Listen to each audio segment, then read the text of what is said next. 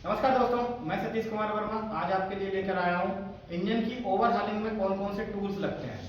जैसे suppose 5 HP engine की बात करें या मल्टी सिलेंडर इंजन की बात करें तो उसमें कौन कौन से टूल्स उपयोग में आते हैं उनकी सारी जानकारी मैं यहाँ पर देता हूँ और छोटे वीडियो में दूंगा मैं। आइए मैं आपको बताता हूँ कौन कौन से टूल्स होते हैं जो इंजन को खोलने और कसने में यूज होते हैं। तो सबसे पहले हम लोग बात करते हैं, ये देखिए, ये कहलाते हैं डबल ओपन हैंड स्पिनर। ये डबल ओपन हैंड स्पिनर जो रहते हैं वो 6-7 से स्टार्ट होते हैं mm में। 6, 7, 8, 9, 10, 11, 12, 13, 14, 15 ये 7 को आते हैं 30-32 तक हम लोग क्या करते हैं यूज होते हैं। तो ये डबल ओपन हैंड स्पिनर हो गया।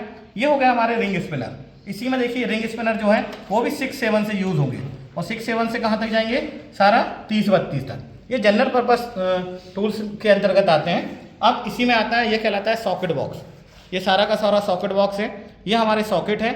सॉकेट के बाद ये हमारी टी हैंडल है, ये एक्सटेंशन है, ये रेचिट है और ये हमारे सॉकेट है। इसमें जो सॉकेट सेट है वो हमारे 10 नंबर से हैं। ये mm में बता रहा हूँ मैं आपको। 10, 11, 12, 13, 14, 15, 16, 17 से लेकर पूरा 20, 30 तक हमारे पास सॉकेट सेट है। सॉकेट सेट के बाद ये हमारा बॉल पिन हैमर है। हैमर के बाद ये जो आपको जो दिख रहा है इसको बोलते हैं हम लोग पंच। पंच कई प्रकार के आते हैं, सेंटर पंच, हॉलो पंच, नंबरिंग पंच। तो ये हमारे पास सेंटर पंच है। ये हमारी चीजल है।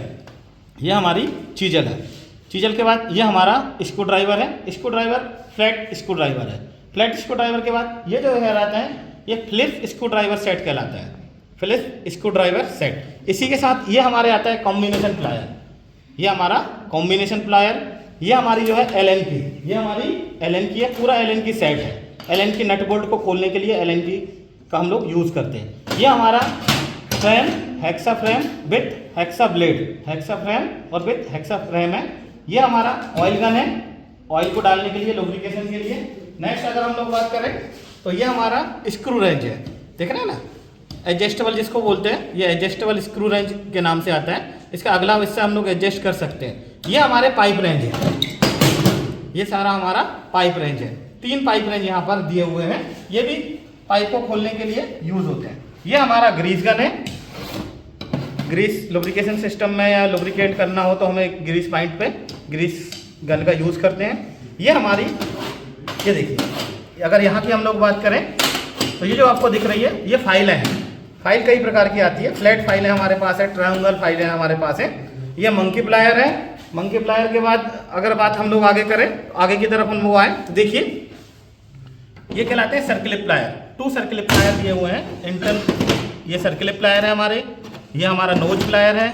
ये पाइप कटर है। पाइप कटर के बाद ये लाइनर रिच कटर है। लाइनर रिच कटर ये अभी असेंबल नहीं है, आप इसको असेंबल करेंगे तो इस तरह ये असेंबल हो जाता है। लाइनर रिच कटर के बाद ये कहलाता है वाल्व सीट कटर। ये हमारा क्या है, वाल्व सीट कटर। वाल्व की सीट बनाने के लिए वाल्व सीट कटर है। ये टायर प्रेशर गेज है। ये टायर प्रेशर गेज के बाद ये वाला जो दिख रहा है जो आपको, ये हमारा टेप है, मेजरिंग टेप। मेजरिंग टेप के बाद ये जो आपको दिख रही है वाल्व ग्लाइडिंग स्टिक है। वाल्व ग्लाइडिंग स्टिक और ये valve gliding paste, rough and fine. Ring compressor, piston ring compressor. Piston ring compressor के बाद ये पिस्टन रिंग एक्सपेंडर। ये हमारा पिस्टन रिंग ग्रू क्लीनर। पिस्टन रिंग ग्रू क्लीनर ये भी इसी का साथ है। देखिए जो हमारा कंप्रेसर था वो इस तरह का भी कंप्रेशन आता है। ये नंबर पंच है। ये नंबरिंग के लिए हम लोग इसका पंच यूज करते हैं। ये आपका प्लम्बब है। ये हमारा क्या है, प्लम्बब है। ये हमारा वाल्व लिफ्टर है। वाल्व लिफ्टर या वाल्व पुलर। उसके बाद ये वाला जो हिस्सा दिख रहा है ये आपको देखिए, ये हमारी जो हैमरिंग के लिए हम लोग मेटल हैमर यूज करते हैं, प्लास्टिक हैमर का यूज करते हैं। ये हमारा लाइनर पुलर है। पुलर कई प्रकार के आते हैं, तो इसमें 3 लेग पुलर है, जिसमें हम लोग बात करें fly wheel, liner puller, fly wheel, pulley puller, तो पुलर के नाम से आते हैं। हम लोग जैसे फ्लाई व्हील को निकालना हो तो हम लोग इससे निकालेंगे। ये सबसे महत्वपूर्ण भाग है, इसको बोलते हैं टॉर्क रेंज।